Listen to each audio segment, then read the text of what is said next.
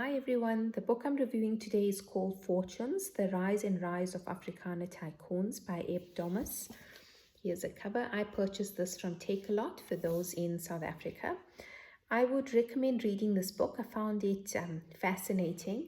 There's many extracts I would love to read to you, but I won't get to, so definitely recommend getting a copy of this book and reading it if you're fascinated by the business landscape in South Africa. So I'm going to read a few extracts. The book is broken down into different Afrikaans businessmen and entrepreneurs. So as I read extracts, I'll let you know which entrepreneur it refers to. So the first one I'm going to read to you comes from Koos Becker. In September 2001, amid the turmoil and uncertainty caused by the dot-com crash, Naspers suddenly acquired a controlling stake of 50% in a relatively obscure Chinese company that would blossom into one of the world's largest technology groups. In an interview with Hannah Ziadi of MoneyWeb, Becker spoke philosophically about this difficult period. People usually talk about their success, but if you think about it, success doesn't teach you anything. All you learn is how smart you are, and that doesn't take you anywhere. But if you fail, you can actually improve yourself and the next time do it slightly better. When they went to China with their internet investments in 1997, their first 3 ventures all failed, not marginally, totally, Becker said. We lost all our money, which was $80 million, and we fired 150 people and closed the doors. Then we sat down and we said, okay, why did we collapse in such a spectacular fashion? Well, number one, we had 5 Western managers. They don't work on Friday evenings or Saturdays like the Chinese. They cost 3 times as much as the Chinese. They were not as smart, and so on and so on. So we analyzed what we did, and the next time we did exactly the opposite. So we said, instead of leading in China, let's follow. Let's find smart entrepreneurs, local people who hardly speak English, and let's follow them. Support them with money, comment where they need a comment. Our biggest success actually in China was that we failed so early and so spectacularly, and that caused a certain humility in us to change our policy. Had we succeeded with the first ventures, we would have done what all Western companies do, and we probably would have gotten nowhere. Also from Koos Becker. Becker was a winner of the South African chapter of Ernst & Young's World Entrepreneur Award and was honored by the Sunday Times with his Lifetime Achievement Award. He was also a member of the South African bid committee that ran a successful campaign to host the FIFA World Cup in South Africa in 2010. Naspers bestowed its Phil Weber Award on him when he stepped down as CEO in 2014.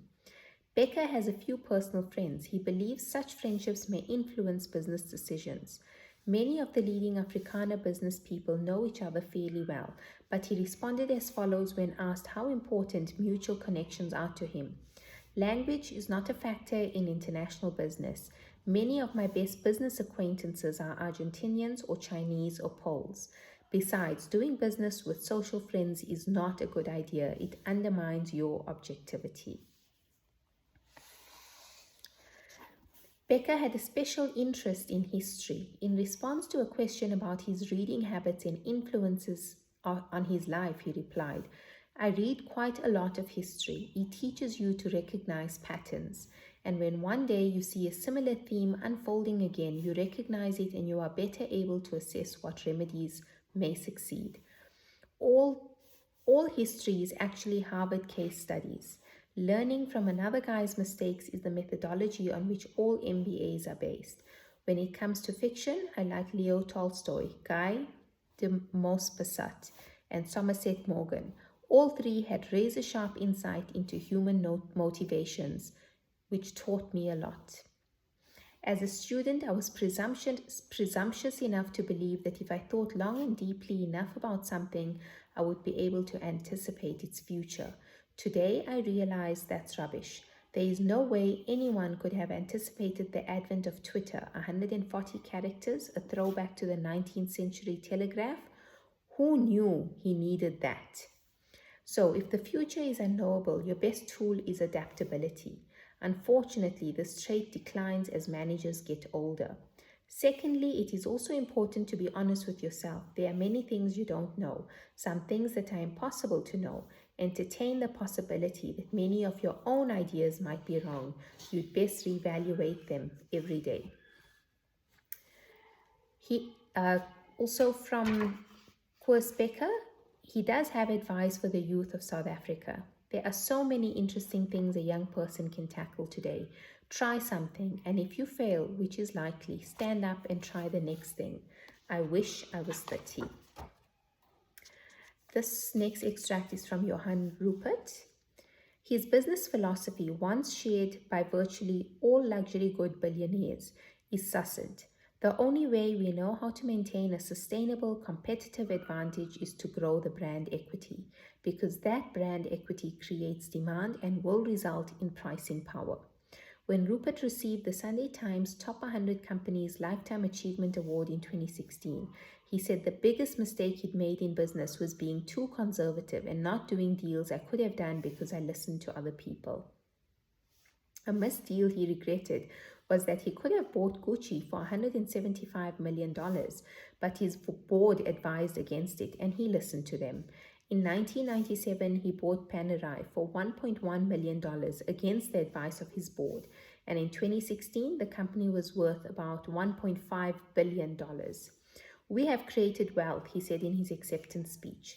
By the way, for all you civil servants here, even Minister Gordhan says we've got to be caring. We mustn't make too much money. I've got news for you. The Public Investment Corporation owns 2.5 times the number of shares in both Richemont and Remgro than our family owns. Now remember, that's your pension fund. You may wish to reconsider the caring bit. Also from Johann Rupert. Rupert later elaborated further on his frustration and for the first time mentioned openly that he was considering leaving the country. He had lost faith in the ANC. The country had already reached a point of no return, and the proximity of Deputy President David Mabuza to the top job was too close for comfort. His phone was tapped. SARS sabotaged him despite the fact that he had been by far the highest individual taxpayer in the country for the past 20 years. Rupert's warning has a bearing on the alarming exodus of wealth creators from South Africa, a phenomenon any government can only ignore to the great detriment of a country. The Knight Frank Wealth Report of 2018 showed that between 2012 and 2017, South Africa had lost almost a quarter of its super rich, those individuals with a net worth of more than $5 million, from 13,380 in 2012 to just 10,350 in 2017. And in December 2018, executive recruitment specialist Jack Hammer released the results of a survey showing that 86% of top South African executives who were polled indicated they would be willing to emigrate, up from 47% in 2016. Out of this group, hailing from 80 of the country's largest companies, half, which is 49%, were black professionals who indicated they were interested in relocating to greener pastures. The next extract is from Christo Visa. I told him I wanted him to think hard about this. Between him and Pick n Pay, he owns the bottom end of the market. There he is king because Raymond Ackerman can't take him on there. But Ackerman owns the top end of the market. He won't get past him there. Now this is where danger lies, I said. Sometimes you have to make a move that is defensive because eventually you want to take on Raymond Ackerman with your Checker stores, and you'll be able to do it because you have ShopRite's pumping profits. Now, if I were Raymond Ackerman, I would say, I already have the top end. Whitey is going to come for me there, but I'm far ahead of him. What I'm going to do is to cut off his gas at the bottom end. I'm going to buy OK Bazaars and then I'll squeeze him there at the bottom end. I'll put his profits under pressure there, and then he won't be able to get close to me. That evening, we sat in the office for a long time and I spelled it out to him. The next morning, he phoned and told me he was going to do it.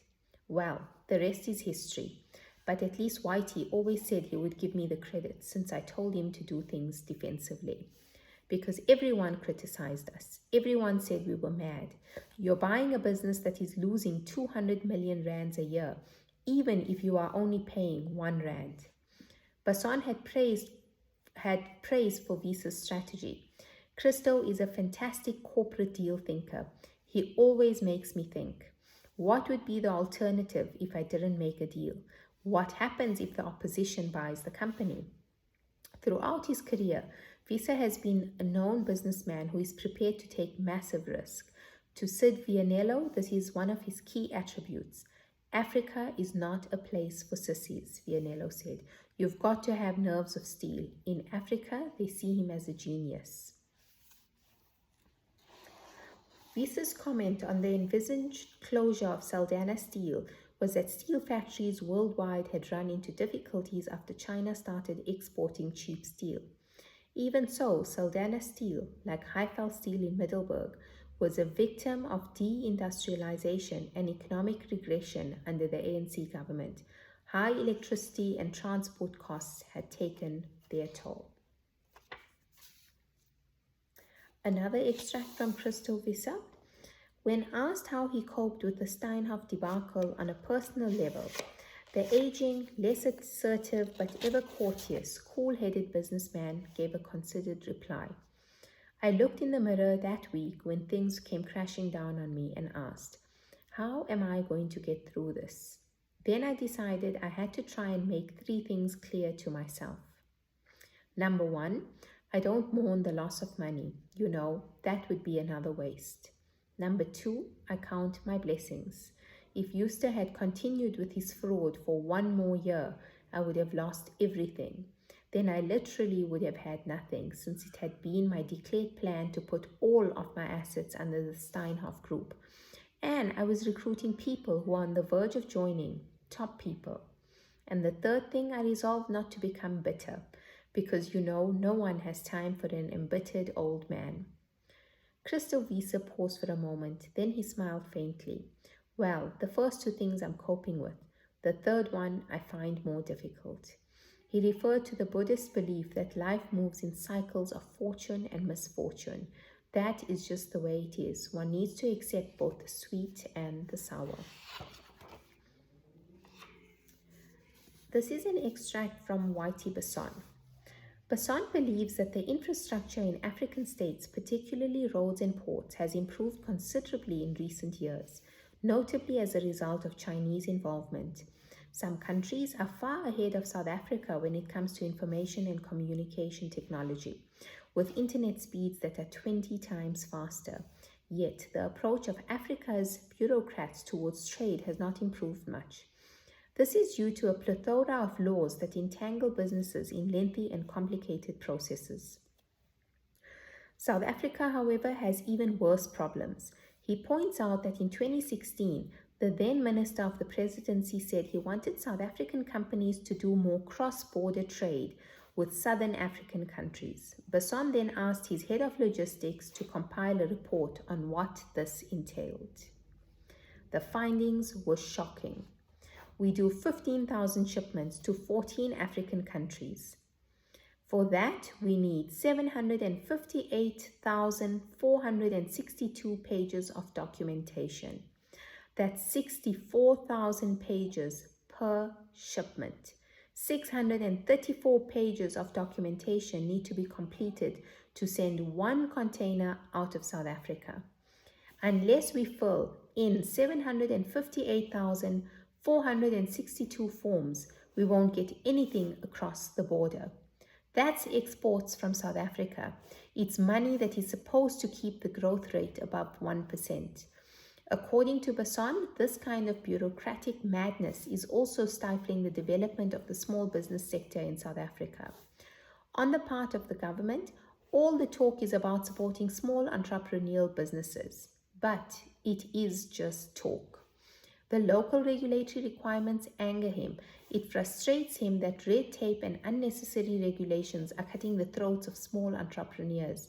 The fisherman at Langebaan who tries to supply harders to ShopRite. The aunties who were supposed to produce milk tarts and cook sisters with the free stoves provided by ShopRite.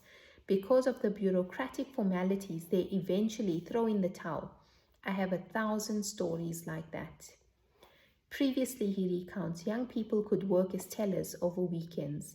Many youngsters could help pay off their study fees because of these casual jobs. Today, labor legislation has destroyed that possibility. Also, the limits on working hours prevent people from earning more money. I have asked the trade unions in the past if we can't make exceptions for my staff. When workers want to work more hours, they could at least have the choice to do so. For all that, he has had a good relationship with trade unions. After his retirement, quite a number of trade union leaders personally phoned the richest boss in Africa, as they call him. I'm pro-trade union. I believe that there has to be a focused central authority that represents the masses. In business, he believes there is ultimately only one recipe for success, and that is the constant energy you put into finishing off the thing that you're busy with in the most perfect way possible and keeping it like that. Maybe he was able to spot a mistake more quickly because of the years of experience he has had under good guidance. Those are just a few extracts from some of the Afrikaner tycoons who this author has written about. I hope you enjoyed it. Let me know if you have read this book and also what you're reading right now. Thank you.